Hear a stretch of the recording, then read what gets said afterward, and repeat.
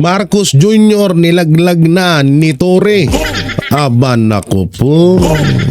Eto na nga ba ang aking sinasabi na kapag nakuha na ang pira, kusa nang magsasalita ang bunganga ni Churi. At ito, pag-usapan po natin mga banateros itong nag-viral na isang pulis na ipapakulong na ni Marcos Jr. dahil kinalaban lang siya. Grabe, martial law na talaga. Ano na talaga to, martial law na. May tuturing na ho talaga itong isang ganap na martial law dahil ho sa mga ginagawa ng administrasyong Marcos. Kapag hindi ka kakampi, gurgur ka. Pag hindi ka kakampi, kulong ka. Oo, ganyan ho kalupit ang bituka or sikmura. May sikmura pa ba to? Baka naubos na dahil sa coke. Ay, sorry. Oo, nang dahil kapag hindi ka nila kalyador, hindi ka nila tawag dito, kakampi, gurgur ka. Oo, gurgur ka talaga. Pero kapag kakampi ka nila, tuwang-tuwa sila sa'yo. Protektado ka nilang lahat. Ganun kalupit ang administrasyong Marcos.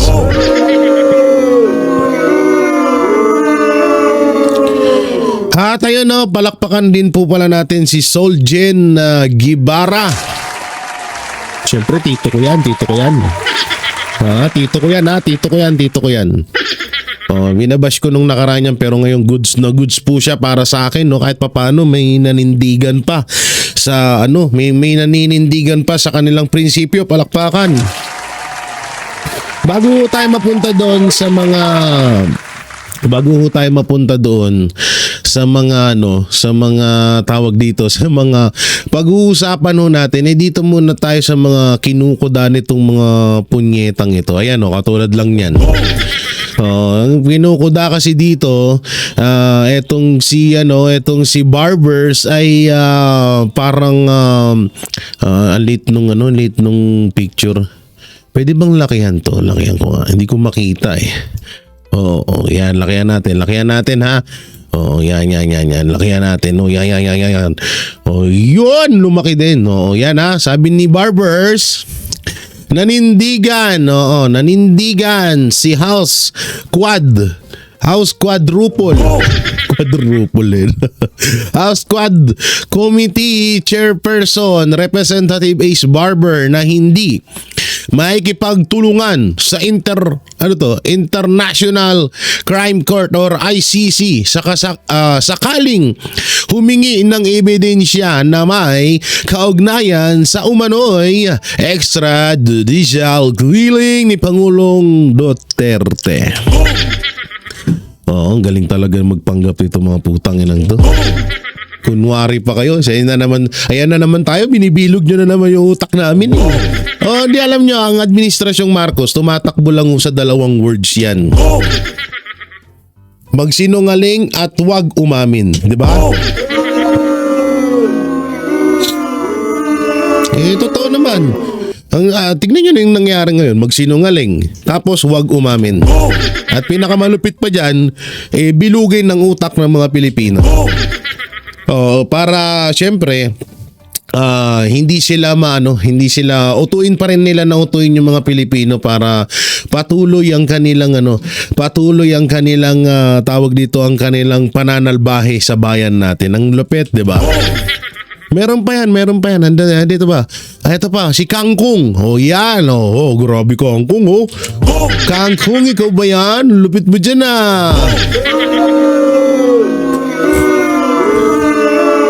Ang galing ng epal nila talaga Biruin mo tetong si Kangkong. Ito, Grand Budol ng Duterte Drug War. Makakalkal sa ICC trial, sabi ni Congressman Kangkong. Grabe. Grand Budol ba? Okay. Yan pala. Ito, sabi niya, basahin natin. Para sa simple Ganito po. Sabi nga, para sa simple, ganito po. Bakit Grand Budol ang war on drug? Kasi hindi lang ito madugo. Ito po ay isang bilyong pisong negosyo. Isang bilyong negosyo. Pwede sasabihin itong hype na to. Isang bilyong negosyo, asan na yun? Isang bilyong negosyo, pisong negosyo, yung maliliit na nagtutulak, pinagpapatay. Pero yung malalaking sindikato, wala pang lumakas. Bakit? Lalo pang lumakas. Buisit na Abante News to. Ayusin yung pagsusulat eh. Pero parang natutuwa pa siya, no, na yung maliliit lang daw yung namatay, pero yung at least yung napatay na yun, adik yun na. Hindi ka ba naman tanga? Nagtutulak, pinagpapatay. Pero bakit yung mga malalakas daw na sindikato buhay pa? Alam niyo kung bakit buhay pa? Gusto nyo, eto sa atin lang to Huwag niyong ipagkalat kahit kanino itong sasabihin ko huwag niyo ipagkalat. Baka may mga chismosa kayong kapitbahay niyo. Huwag niyo sasabihin ko. Alam niyo kung bakit buhay pa yung mga malalaking drug lord na hindi namatay nung panahon ni PRRD. Alam niyo kung bakit? Sila ngayon yung kalaban ni PRRD ngayon. Kung sino yung mga sindikato na malalaki dito sa Pilipinas, sila yung nagpapatrabaho ngayon kay Pangulong Duterte para gipitin, para ipakulong, para mamatay, no, para ipapatay, or gusto nilang pahirapan itong si Pangulong Duterte. Sila lahat. Sabi ko na, lahat ng anti-Duterte, sila yan. Ayun yung mga talagang tinatawag na malalaking sindikato dito sa Pilipinas na tinutumbok nito ni Congressman Kangkong.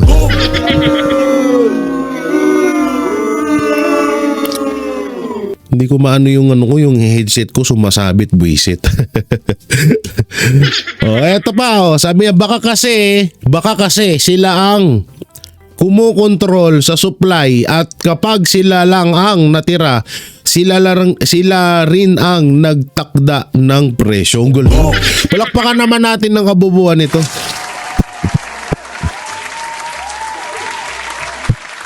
Eto lang sabi ni Congressman Gunggong.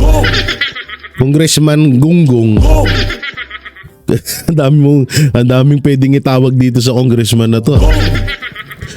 Kung protektado pala ni PRRD ang mga malalaking sindikato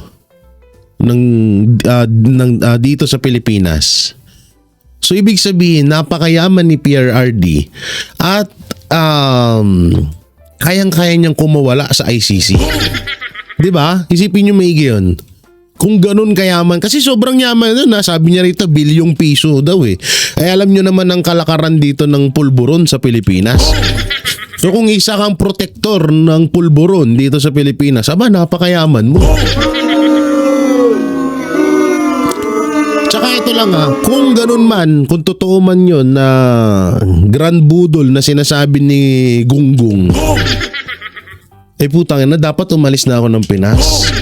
No, namuhay na ako ng masarap sa 80 years old ko. Ilalaan ko na lang yung ilang taon na ipapanatili ko sa sa buhay ko. Mag-happy na lang ako. Bakit pa ako umiipal? Bakit pa ako tinatawag dito? Bakit pa ako nangingialam sa problema ng Pilipinas? Isa akong protektor ng mga bigating drug lord sindikato sa Pilipinas at ubod ng yaman ko. Ganun dapat, no? Kung totoo yun, kung totoo man tong kamangmangan ni Gunggong. Mangmang na Gunggong pa. Kung totoo man itong sinasabi nito wait lang, masampal nga natin ng isang beses to. Kung totoo man yung sinasabi nito ni Congressman Gunggong, di sana wala na si PRRD dito sa Pilipinas. Sarap buhay na sa ibang bansa yan. Tanga-tanga din eh. O tingnan mo, nakakulong si PRRD. Sino ba naman tanga? Ang yaman-yaman mo na, tapos magpapakulong ka. Bobo ka ba? Tanga. Pakatulong gusto itong mga to. Minsan nga magtutulog kayo kaya wala. Kaya kaya tawag dito kaya hindi na kayo hindi na kayo nakakapag-isip ng maayos. O eto naman, pinaka-latest ngayon. Yan ang pinaka-latest. Tingnan nyo yan ha.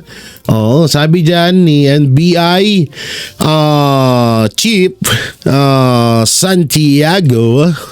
Oh, buto lang yung sound effects natin dito pala. Santiago. 200 tuloy.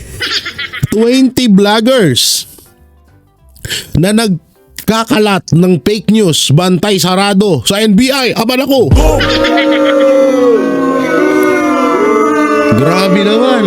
Grabe naman yan. Sino yan? Wait lang, bibilangin natin. Kabanateros kasi 5 kami. Kasi vloggers eh. Kapag hindi ko sinasabing fake news kami pero alam naman namin na mainit sa amin tong mga inayupak na to. So 5 banateros. Dagdag pa natin si Maharlika, si Joey, third floor, si Coloco, 10, si Mr. Real Talker. Sino pa ba? Yung bisdakero, sila niyan, 5 din. 5 din yung bisdakeros, so 15 na. So may 5 pa. Sino yung 5 na yun? Yan, si Tio Moreno, attorney, ano bang pangalan nito ni attorney, yung dating ni Marcos, nakalimutan ko. Yun, basta yun, yung babae. At yung iba pang mga vlogger, sino pa? Si Buster, si Spencer, si Jojo, tsaka siya nasa Hong Kong. So tatanggalan ng visa yung mga yun.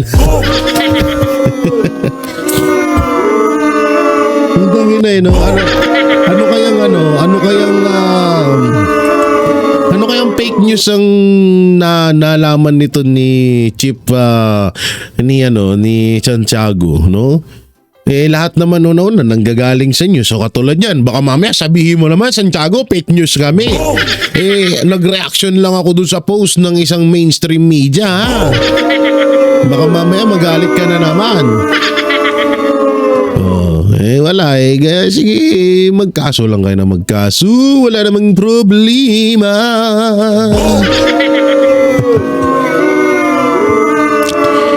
So, panoorin po muna natin tong reaksyon na wait lang. Dito ko nga ito ilagay.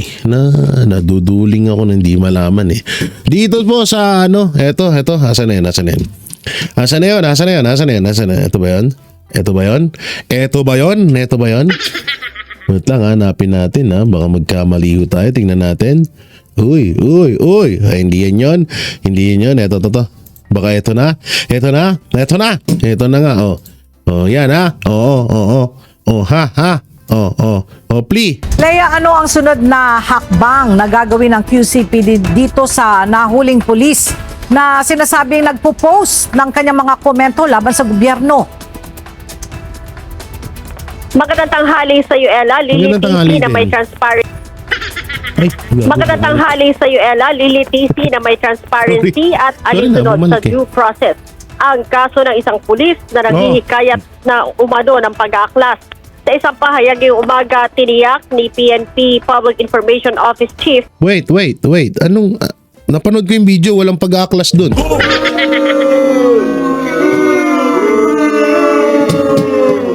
Wait lang napanood ko yung video wala akong doon. Ba't ganun? Anong nangyari? Wala akong pag-aaklas na narinig ako doon. Hindi, totoo lang. Wala akong narinig na doon na yung sinasabing pag-aaklas. Wala akong ni isang narinig doon. Ang sabi niya lang, bakit kung susundin ang utos ni Marcos hindi naman siya yung nagpapasahod sa akin? So although tama naman. Una-una ang mga pulis, may ano po yan, may sinumpaan tungkulin na maglingkod sa sambayan ng Pilipino, hindi sa administrasyong Marcos. So paanong panghihikayat doon? Grabe naman. Gravity na talaga, iba na talaga yung inyong Caracas maniac. Okay, tuloy. Panoorin natin. Police Colonel Randolph Tuanyo ang integridad at pagiging neutral ng Philippine National Police. Ito'y matapos formal ngang sampahan ng reklamo sa Quezon City Police District si Patrolman Francis Steve Talion Fontillas ng inciting to sedition dahil sa umaray paghihikayat ng pag-aklas. Iginit ni Tuanyo ang kaso laban sa naturang pulis ay bunsod ng hindi otorisado at may bahid politika mga social media posts kaugnay ng mga ulat tungkol sa umaray pag-aresto sa dating Pangulo ng Bansa. Samantala, sinabi naman ni PNP Chief Police General Romel Francisco Marbin. So, wala nang pati mga kapulisan, no? Mga kapulisan. Pati kayo, kagaya na namin. Hindi na rin kayo malayang magpahayag ng salubin nyo laban sa gobyerno. Wala na, lahat na to. Pag ikaw ay... putang na, nandun si Torre. Putang ina nga, bakit ka nandiyan hayop ka? Asan na yung ano ko dito? Asan na yung machine gun ko? Putang inang tong hayop na to, nandun sa likod eh. Sabi ko, wag ka na magpapakita sa akin eh. Wait lang, mag-shades ako. Terno pa yung shades ko ah. Ano to, bang gangster? Kaninong shades to? Gangster, maniga? Tanginan tong Tory na to, nandun pa sa likod. Ang pangit mo, hayop ka. Mukha kang tubol. Ay, sorry. Sorry sa mga kumakain. Sorry. Ang sagwa ng mukha eh, no? Parang ano siya, no? Parang inedit yung mukha. Parang inedit dun si Tory sa likod eh, oh. Ang ina mo, sarap mong durugin yung mukha mo. Salamat na lang talaga, no, hindi kami nagpangtagpo ni Tory dun sa KOJC, dun sa nangyari dun. Kung nagkataon na, baka nasapak ko to, hype na to. Ako pa naman, pag sinabi ko, gagawin ko yan eh. Pag halimbawa, sabi ni Tory, sige Jay, pag sinabi mo ha, gagawin mo, magkita tayo sa ganito, basta walang barilan. Walang barilan. Sasapukin lang kita pero walang baril. Baka bigla kang manapok ha. Baka bigla kang magpaputok ha. Walang ganun ha. Walang ganun, walang baril ha. Siyempre, lugi ako sa'yo. Ikaw may baril ka, ako wala. Pero sige, pagtsagaan na natin, nandiyan yan eh. Sagwa talaga ng mukha. Ayoko dito. Dito tayo sa ano. Dito tayo sa, eto, to. Yan. Wag to. Asan na yung ano nito? Ito. Panoorin natin to. Sabi natin si Brigadier General Jean Fajardo, ang tagapagsalita po ng PNP. Ako, ito pang isang kupal. General Fajardo, magandang morning. Si Katunying po ito at saka si Tina. Nasaan ka na, Tina? Magandang umaga, Katinying at Wangking at sa lahat po ng nanonood na Ito, wait lang. Spoke PNP Pro 3 Director. General na pala sana all. General na pala si Madam sana all. Sana mapapasana all ka na lang eh, no? Oo, sa mga kaganapan ngayon, tayo na, biri mo, mayaman ka na, general ka pa.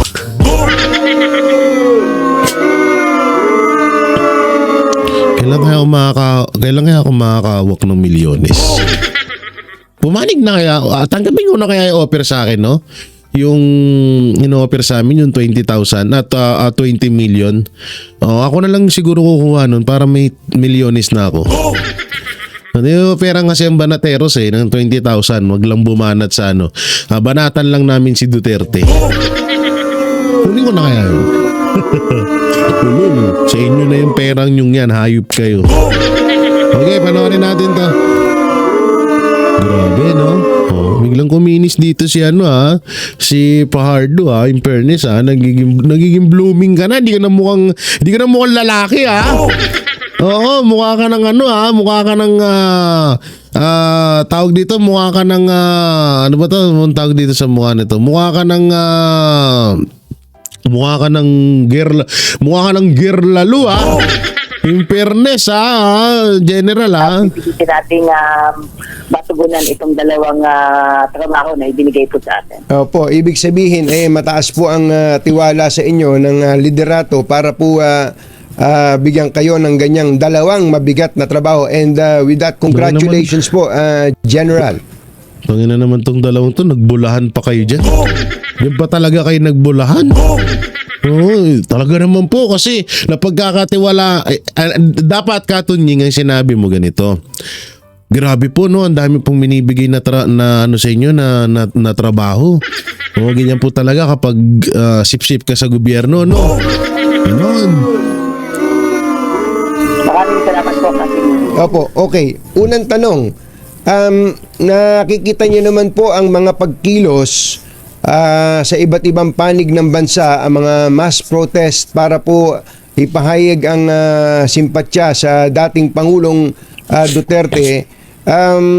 Ano po ba ang aksyon dito ng PNP? Meron po ba kayong nakikita na meron ba kayong natatanggap ng mga report that this will escalate to something else? Patuloy po Katunying yung ginagawa po nating monitoring at nagbabantay po tayo ng kaganapan na nationwide, bagamat yung mga nakaraang rallies po hanggang kahapon po ay naging generally peaceful naman, at pinapayagan po natin yan bilang bahagi po ng kanilang karapatan para magpahayag po ng kanilang damdamin. But as of now po, wala pa naman po tayong nakikitang seryosong banta laban sa ating seguridad, at may inaasahan pa rin po tayo talaga Katunying na mangilan-ngilan ay magkakaroon po ng rally, at binabantayan po natin yan, at ang pakiusap lang natin sa ating mga kababayan na nagpapahayag po ng suporta ay sumunod lamang po tayo sa batas. Ang PNP po ay nandyan para bantayan din po sila na hindi po sila masinitan sa kanilang mga aktibidad, at hayaan lang po natin, at ang sabi nga ng pamunuan po ng PNP, maximum tolerance pa rin po ang ating patutukan. Mabuti po't nabanggit nyo doon para hindi sila masingitan. Ito po kasi kasi ang mga tao nagtitipon yung mga grupo ng mga tao nagtitipon sa isang particular na lugar, maaari po talagang may mga infiltrators no? Ang galing din nila, no? Nasasabi pa nila yung tawag dito, nasasabi pa nila yung yung salitang ipatupad natin ng batas, sumunod tayo sa batas, dapat nasa batas, dapat isa batas. Galing, no? Palakpakan ng mga kupal. Ang galing nyo mga kupal. Ang galing ng mga kupal, no? Isipin nyo maigi lahat ng halos na ginawa nila ngayon, puro labag sa batas. Pero ang galing nila magsabi, yan, dapat nasa batas, ganito, dapat isa batas, putang ina nyo. Murahin ko na itong mga to. Ganon din naman, makukulong din naman ako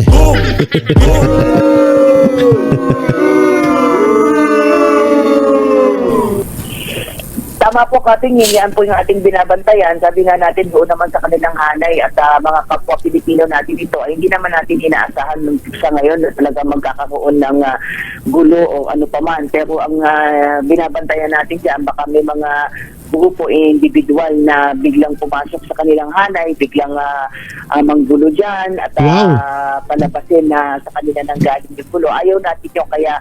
tangina nyo, kung ayaw nyo ng gulo, ba't nyo sinimulan yan? Ibalik niyo si Duterte dito sa Pilipinas, walang mangyayaring gulo. Kung magkagulo man, hindi kasalanan ng Pilipino yon, hindi kasalanan ng mga kapulisan yon, hindi rin kasalanan kung sino mang sundalo at pulis na umalis sa posisyon or magsalita, hindi nila kasalanan yung kasalanan yun. Ibalik niyo si Pangulong Duterte, tapos ang usapan. Yun lang. Magbe-birthday pa yung matanda na doon yung pagbe-birthday yan sa sa ibang bansa, sa kulungan doon na hindi niya naman deserve.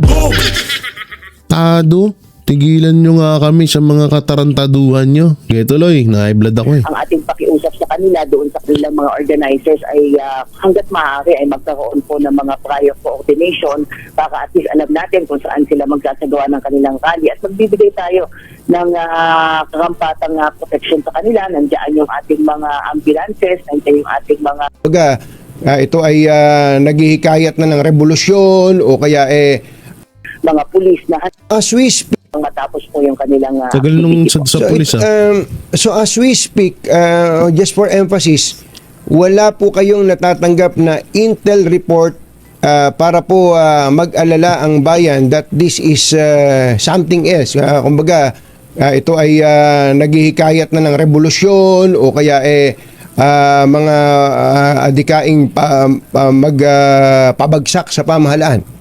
Gago, mas kinakabahan kami sa pamahalaan. Oo, maski doon kami kinakabahan. Hindi sa revolusyon ng mga Pilipino, walang kinakabahan doon. Mas kinakabahan kami sa inyo kasi baka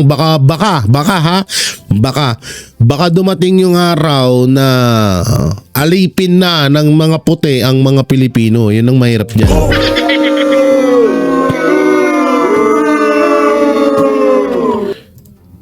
May mga naririnig po tayo na mga ganyan na katunying, kaya ang paalala po natin at pakiusap sa ating mga kababayan, huwag po tayong basta-basta maniwala sa mga lumalabas. May mga na-monitor po tayo na mag-imbak ng tubig, mag-imbak ng pagkain kasi may mga mangyayari. Pero katulad ng nauna ko nang sinabi ka, Jerry, ay katunying. Oh lol, wala na kayo maluloko. Anong huwag maniwala sa mag-imbak ng pagkain, tubig? Lol! Tigilan nyo kami.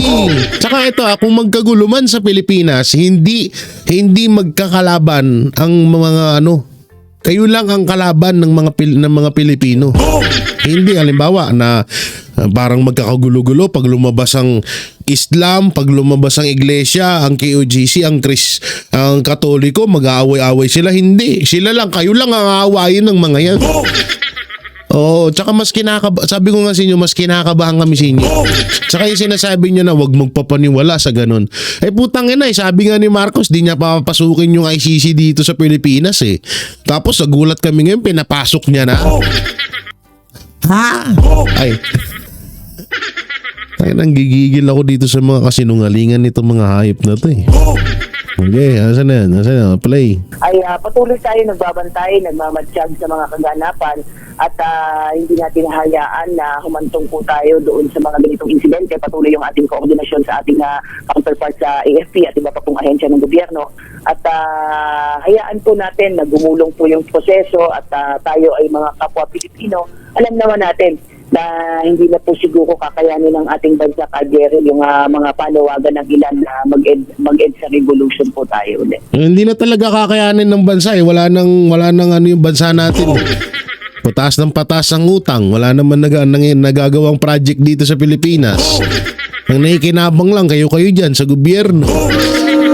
Ikaw, si Torre, yung mga leader dyan, yung mga nakikinabang, kaming mga Pilipino nga. Hindi, magandang suggestion, General Pajardo, bilang kalukalike mo naman si Nora Honor. Mag-suggest ka na, pumunta kayo ng bukid, pumunta kayo ng bundok, magtanim na ho kayo doon kasi ubos na ang pera ng bayan. Ano po ang status ng yung alert level ng PNP ngayon? Nasa normal alert po tayo, Katunying, at magpapatuloy po yan. Ito wait lang hindi na natin tapusin siguro yung salita niyan. Alam nyo ito dalawa ang nakikita ko doon sa nag-viral na pulis. Maaaring totoo nga na ayaw niya kay Marcos at maaaring isa na naman siyang kagamitan para matakot ang ibang mga kapulisan. Alam niyo kung bakit? Explain ko sa inyo. Huwag kayong hihinga Huwag kayong hihinga. Hatin natin lang to. Alam niyo ganito yan eh. Kung bakit ko ba nasasabi to. Una-una, pwedeng Totoo nga na ayaw sumunod ng pulis na yun, galit siya kay Marcos dahil kay PRRD, o galit siya kay Marcos dahil sa nangyayari niyang nakikita niyang nangyayari na katarantaduhan na ginagawa ng administrasyong Marcos sa bansa natin. So pwedeng ganun.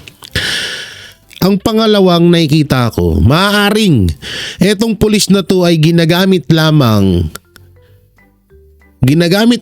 ng administrasyong Marcos para ipamuka sa PNP, para ipamuka sa AFP na kayang-kaya silang kasuhan kapag sila ay lumaban sa gobyerno.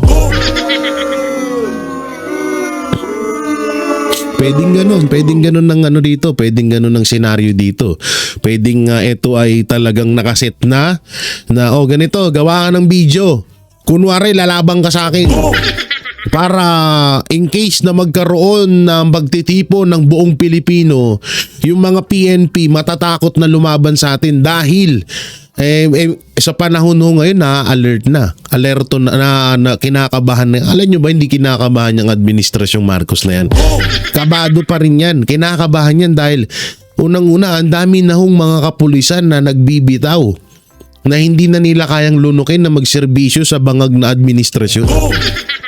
So ngayon, eto nakikita ko hindi ko binabash yung pulis na yon. Parang nag-advance lang ako ng kaisipan kasi nga medyo ang hirap na kasi ho talaga din magtiwala sa panahon ngayon. Oo, ang dami nang budol nga ni. No? So, yun ang nakikita ko, maaaring ginamit itong pulis na to para ipamuka sa mga PNP na wag mo kong kakalabanin. Kulong ka. Huwag mo akong kakalabanin. Dismiss ka. Ganun, no? At pwede rin naman, sa tutusin, 3 pa pala. Pwede naman na totoo ngang supporters or ayaw nung pulis na to na ayaw niya kay Marcos, totoo nga yun. Halimbawa, totoo nga yun. At napakaganda ng naisip ng administrasyong bangag na yung pulis na yan, gawin nating panakot sa kapwa pulis niya. Sampahan nyo ng sandamakmak na kaso, ipakulong nyo, tanggalin nyo sa serbisyo, tapos ibalita nyo saan mang mainstream media at social media platform.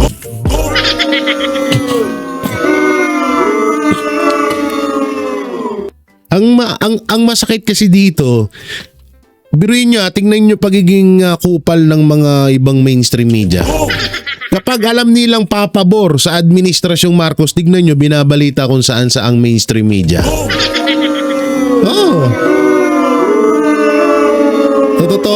Sa totoo lang, tingnan nyo. Siyempre, sabi, ay puta na, pwede to, maganda tong na strategy na to.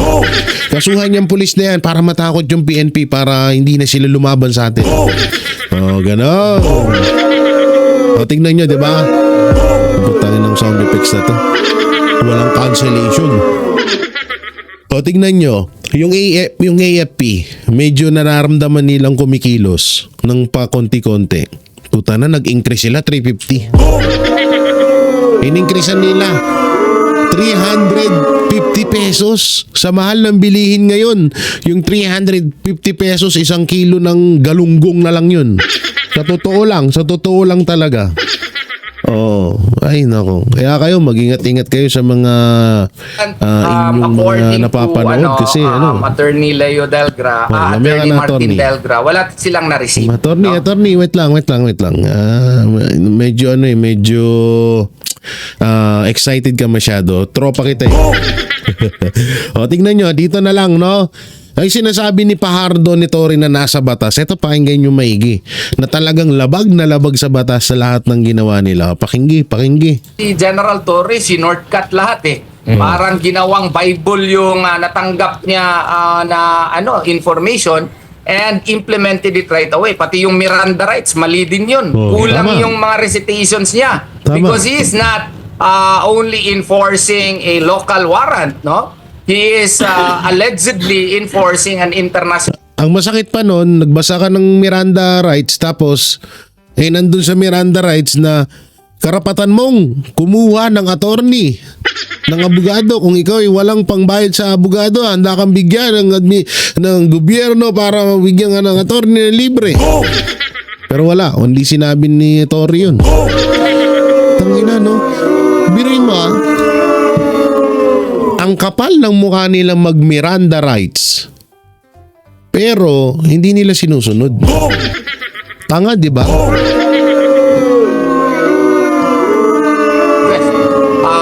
Wala ring formal red notice talaga, no? Dapat kung ikaw ang inatasan na mag-implement, alamin mo yung mga rules of procedure. Tama. Kasi hindi ito Philippine rules of procedure. Tama. ICC rules of procedure nito. Dapat alam niya yung Article 9 of the International Covenant on Civil Uy, ano and nangyari? Political Rights na Sorry, dapat napindot ko. mapunta kaagad sa korte para makapag-assert sa kanyang rights yung dinakip, no? At saka kailangan na dapat sana na alam niya na bago niya i-implement yung warrant, hindi yan Bible na kailangan mo i-implementa kaagad. Kailangan mo muna yan ipa-confirm sa korte dito sa atin under Rule 39 Section 48 of the Rules of Court. Kaya nga yung mga annulment na yan, yung mga divorce na yan, no? Court order yan, let us say doon sa Japan. Court order galing doon sa Netherlands or sa any court allowing divorce. Hindi mo yan effectively bigyan ng legal effect dito sa Pilipinas. Mag-file ka pa ng petition doon sa RTC, ipa-confirm mo muna yan, at sa kung na-confirm na yan, no, na pag-aralan ng korte, na bigyan ng due process, no? So, bago yan, i-implement dito sa Pilipinas. Si General Torre, sinortcut lahat Parang ginawang Bible yung natanggap niya na information and implemented it right away. Pati yung Miranda rights, mali din yun. Kulang yung mga recitations niya because he is not only enforcing a local warrant, no? He is allegedly enforcing an international warrant which followed international law. Attorney, eto lang, nabanggit niyo po yung Article 59. Meron po ako napakinggan kanina, isang dean pa nga yun, di ko na lang papangalanan. Sabi niya hindi na daw applicable yung Article 59 since we are no longer part of the ICC. Kaya lang, tulad din nga po nung sinabi Kaibigan ko, ko yan. yung pong, di ba dapat po yung Article 7, hindi na rin apply. Ano ho ba ang masasabi niyo sa mga taong, mga abogado na nagsasabing hindi applicable yung Article 59? No, I still respect their opinion. Kaibigan ko yan, kasama ko yung dean, no? Ganito lang po, para maintindihan ng mga tao.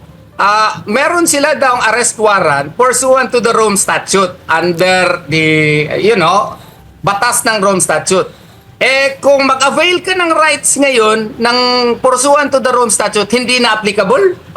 Kabalbalan naman yan. At saka, ganito po, ipabasa lang sa kanila ulit yung Section 2 na... Pero alam nyo, sa totoo lang wala na rin saysay din talaga Kasi alam na natin to, no?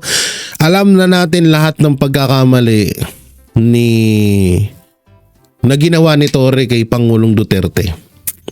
Pero wala na, bingin na sila dyan Hindi na nila yung pinapansin kasi nga yung nasa isip nila, wala na, nagawa na namin Diba?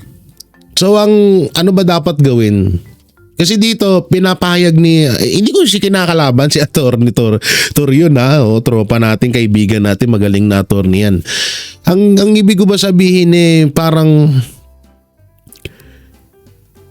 lahat naman na ng Pilipino alam na yung ginawa sa kay OJC, maling-mali yun. Ginawa kay Pastor, maling-mali yun. Ginagawa kay Vice President Sara Duterte, maling-mali yun. Ngayon, ginawa kay Pangulong Duterte, sobrang mali. Paulit-ulit na lang tayo ng ganun, tapos i-explain natin na mali. At alam din nila Torre, nila Marcos, lahat ng mga kapulisan, alam nilang mali ang lahat ng ginagawa ng mga kabulastugan ni Torre at ng administrasyong Marcos. Alam nila yan. No? Alam nyo, mas maganda kung ano talaga na Ay, samahan nyo kami sa ano bang oras to? Para may iba naman yung wento natin, no? Samahan nyo ho kami dito. Ito. Yan. Ayan, oh, samahan nyo po. Ay, bakit? Ay, green nga pala. Green pala kaya butas pala, no? Samahan nyo po kami Sunday Ride. Banateros, ha? Sunday Ride, March 23, 2025, 1 p.m. Sunday. People Power Monument 2, Martes Sem, Marilaki, Rizal. So samahan nyo ho kami dyan, ha, mga kabanatero. Sa linggo po yan, no? March 23, tama ba? Baka, oo nga, March 23 sa linggo ho yun. So samahan nyo ho kami. Tama ba? Hindi ba ako nagkakamali? Linggo, Sunday, Sunday rides nakalagay, no? Sunday rides, ha? Oh, so update na lang tayo sa Facebook. Yan ang pinakamagandang gawin na. No, na magkaisa tayo at doon natin na ipahayag. Hindi sa totoo lang itong may hindi ko kinakalaban si Atty. Torion na naisip ko lang na kahit anong explain natin, alam naman na natin na may mali dun eh. So bakit pa natin kailangan mag-explain? Siguro mas maganda kung ibahin na natin, no. Kung iibahin na natin na ng style. Parang katulad yan, yung rides na yan, doon natin pakita na, ganito, mali yung ginawa mo. Parang hikayatin na natin yung taong bayan na unti-unti nang magkaisa para wag na hong maulit ito. Kasi kapag naulit pa to, biro mo, sinubukan sa KOJC. Isinunod kay Pastor. Kay BP Sara, sa impeachment kay BP Sara na sa Congress, at ngayon kay Pangulong Duterte. Hahayaan pa ba natin na umulit pa tong mga ganitong mga pangyayari? So parang hindi na ho ata tama na parang hahayaan na lang natin ng hahayaan. Kasi mamimihasa tong administrasyong Marcos na to pag ganun. 'Di ba? Parang pag hindi ka kakampi, kulong ka. Pag hindi ka kaalyado, kulong ka. Kung totoo man talaga na yung pulis na yon ay kapanalig natin or sumusuporta kay Pangulong Duterte, kawawa ho yun. At dapat nang kumilos ang PNP na dapat ay wag nyo naman kaming ganyanin. Sinusunod namin lahat ng inutos nyo sa amin. Lahat ng pinapagawa nyo, sinusunod namin. Tapos yung kabaro namin, ipapakulong nyo sa ganun kaliit na bagay lamang. Diba? So parang hindi ko hinihimok ang PNP na mag-aklas. Hindi ko ganun. Gusto ko lang na manawagan kayo sa Administrasyong Marcos na wag naman sanang ganyanin yung mga kabaro nyo. Wag naman sana na parang kakasuhan nyo. Okay na, siguro kung tanggalin, walang problema. Pero yung kakasuhan, kawawa naman yung tao eh. No? Kaya yun, na lang, mahaba na rin masyado yung oras natin, no? Kaya pinutol ko na yung kay Atty. Torre. Torion pala, sorry. Sorry, Atty. sorry. Tori tuloy, puta na to si Tori. Hanggang sa panaginip ko, pati sa mga bangungot ko, lagi nagpapakita sa akin yung hype na yan. Lagi nagpapakita sa akin yan. Tipong patulog na ako, bigla akong maalala, nagugulantang ako. Hindi tuloy ako makatulog. So yun, no, mga banateros, mga kabiyaya, anong maikokomento nyo sa mga napag-usapan natin na bigyan natin ng reaction? Ito ba ay maituturing ng martial law? So i-comment nyo lang po dyan sa baba. At syempre, don't forget to like, share, comment, and subscribe sa ating YouTube channel. Pipindot na lang din po yung bell button para lagi kayong updated sa ating mga video araw-araw. So maraming salamat. Ingat po kayo palagi. God bless and peace. And bye-bye.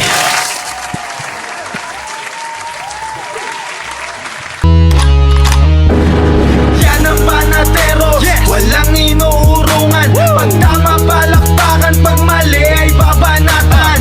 Yan ang Banateros, boses ng ordinaryong Pilipino. Banateros ay walang makakaawan. Walang inuurungan, Banateros ay tinutulungan.